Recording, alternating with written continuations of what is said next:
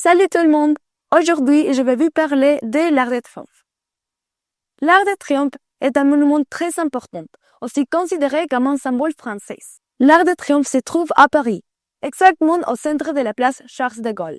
Cet arc est inspiré par les anciennes arcs romaines, tels que l'Arc de Titus et l'Arc de Constantin qui se trouvent à Rome en Italie.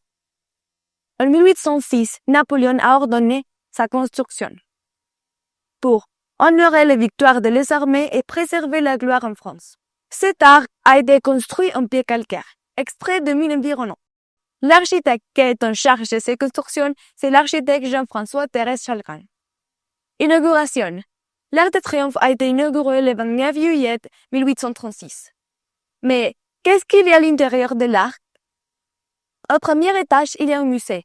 On peut apprendre et voir sur l'histoire de cet arc. Il y a aussi un sommet.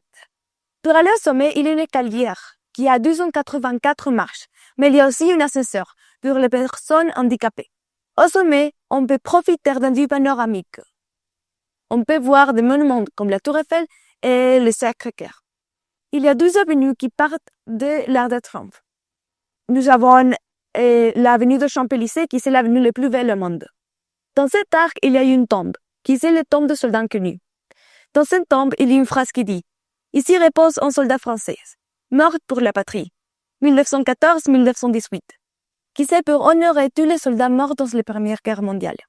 Dans cette tombe, il y a un événement qui c'est la flamme de souvenir.